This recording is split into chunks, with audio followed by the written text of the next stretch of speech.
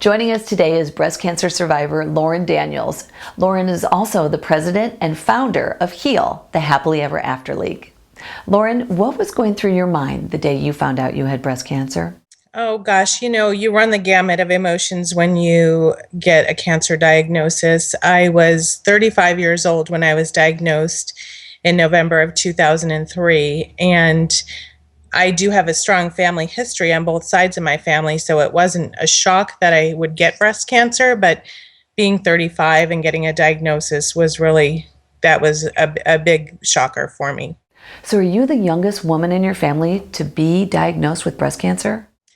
Like I said, I have a family history on both sides. So my mother was diagnosed at the age of 50, and my dad's youngest sister had a bilateral mastectomy in her 30s as well, due to a lot of precancerous lumps that she was getting. So they proactively gave her a bilateral mastectomy at the time. So we were both about the same age, being in the 35-year range.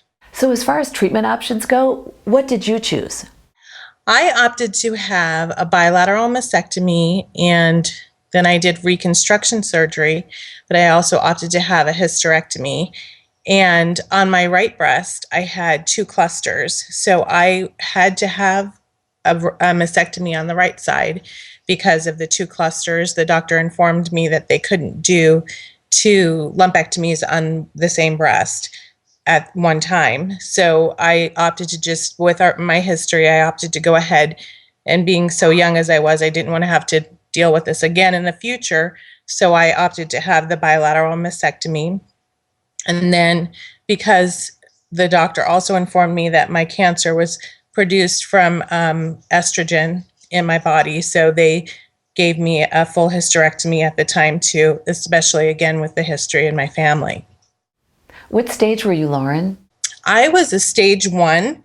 I had what they call ductal carcinoma in situ, which means that it's in the milk duct system, and there was no lymph node activity. So I was very fortunate to be staged at a 1. No chemo, no radiation?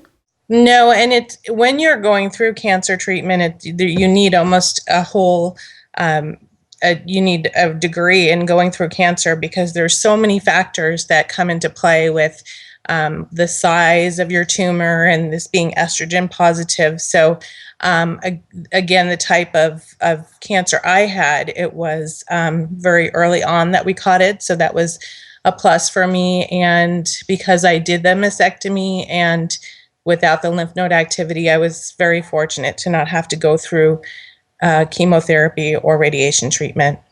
How do you feel now? I feel great. I feel so blessed every day.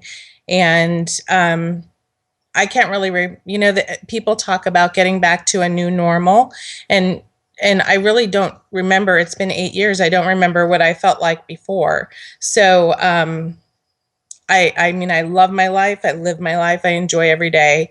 And my health is good, and I wouldn't change any of my decisions as far as my process and getting through my reconstruction and my recovery phase. I wouldn't change any part of it. Lauren, one thing I have learned about you is that you are very big on giving back. Now, you have founded an organization called HEAL. Tell us about it. Well, HEAL is an organization that I was inspired to organize and start when I was just 6 months into my recovery. And it was a very big part of my healing process, but I think I started it to be able to provide some support to other mothers that were going through cancer treatment, because being a mom comes with a whole different set of challenges when trying to get through a situation like this of crisis and cancer.